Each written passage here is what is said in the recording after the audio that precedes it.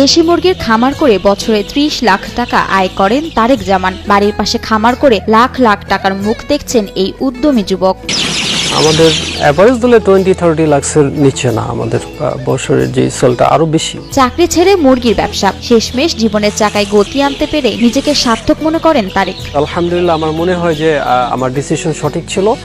আমি আমার মতো করে যথেষ্ট আগাইতে পারছি আলহামদুলিল্লাহ। একসময় গ্রামের ঘরে ঘরে দেশি মুরগি পালন করা হতো। পরিবারের নারীদের তত্ত্বাবধানে প্রতিটি ঘরে কমপক্ষে 5 থেকে 6টি দেশি মুরগি থাকতো। বাসায় হঠাৎ আসা মেহমানের জন্য নিজেদের পোষা মুরগি রান্না করে খাওয়ানো হতো। একসময় বাড়ির মোরগ জবাই করে খাওয়ানোর এই রীতি অনেকটা ইজ্জত হিসেবে গণনা করা হতো।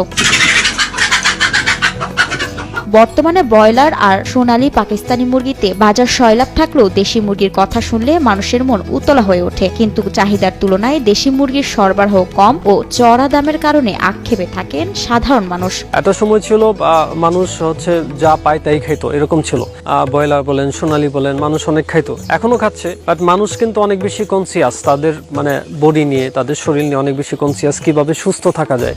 তো সুস্থতার প্রশ্ন যদি আসে, সেক্ষেত্রে সর্বপ্রথমেই কিন্তু আপনার নিরাপদ খাদ্যটা জরুরি। তো সেক্ষেত্রে দেশি মুরগি নিয়ে যদি মানুষ চিন্তা করে যে আমি দেশি মুরগিটা খাবো, সেক্ষেত্রে দেশি মুরগির বিকল্প মনে হয় আমার অন্য কিছু নাই। চাহিদার কথা চিন্তা করে গুণগত মানের দেশি মুরগি মানুষের কাছে পৌঁছে দিতে তাই তারেক জামানের এই উদ্যোগ সাড়া ফেলেছে চারপাশে। 250-টিরও বেশি ডিজাইন অপশন নিয়ে ওয়ালটন স্মার্ট ফ্রিজ, বোঝে আপনার প্রয়োজন।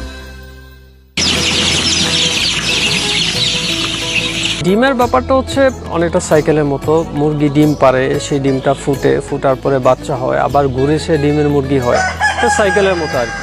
আমাদের এখানে যেই প্রোডাক্টটা সবচেয়ে বেশি চাহিদা, এটা 0 সাইজ বাচ্চা, যেটা 1 মাসের বাচ্চাটা আমরা দিতে পারি প্রায় 10,000-এর মতো এভরি মান্থ। 1 মাস পরে ডিম পারবে, ওই মুরগিটার চাহিদা সবচেয়ে বেশি মাংসের মুরগির পরে আমাদের এখানে। 500 মুরগিতে শুরু করে বর্তমানে 15,000 মুরগির বিশাল খামার পরিচালনা করেন তারেক। প্রথমে যখন 500 ছিল, 500-র পরে আমরা ক্যাপাসিটিটা নিয়ে যাই 15,000-এ। 2020 সালের নভেম্বর মাসে চাকরি ছেড়ে অর্গানিক টিএম অ্যাগ্রো ফার্ম গড়ে তোলেন তারেক জামান। বাড়ির পাশেই পারিবারিক 3 বিঘা জমিতে 500টি মুরগি নিয়ে শুরু করেন খামারের যাত্রা। আমাদের গতানুগতিক যে ধারণাটা যে পড়াশোনা করবে, ভালো চাকরি করবে, তো আমার যারা রিলেটিভস আছে, প্যারেন্টস আছে, তারাও এরকম ভাবছে যে আমি ভালো জব করব, ভালো জায়গায় যাব এরকম। কিন্তু আমি এরকম মুরগি নিয়ে বিজনেস শুরু করব, এরকম কিন্তু ওদের এক্সপেকটেশন ছিল না।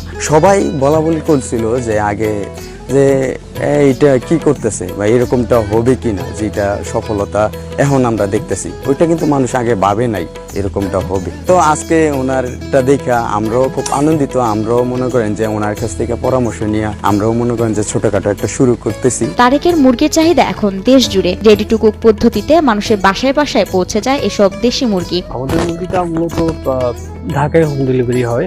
ঢাকার বাসায় বাসায় আমরা মুরগিটা পৌঁছে দিই রেডি টু কুক করে, সিস্টেমে সেল করা হয়। অনেকে ই-কমার্স কাজ করে, অনেক অনলাইন সব কাজ করে, কিন্তু তারা নিজেরা প্রোডাক্ট উৎপন্ন করে আবার সেটা পৌঁছে দেয় ক্লায়েন্টসদের বাসায়, এরকম খুব কম। দেখা গেছে তারা কোনো না কোনো এক জায়গা থেকে কালেক্ট করে। তা আমরা যেটা করতেছি, আমরা নিজেরা এই জিনিসটা নিয়ে কাজ করতেছি এবং আমরা নিজেরাই ক্লায়েন্টসদের বাসায় এই জিনিসটাকে পৌঁছে দিব। হ্যাঁ, তো এই জিনিসটা আমার মনে হয় আমাদের মতো এরকম সংখ্যা খুবই কম।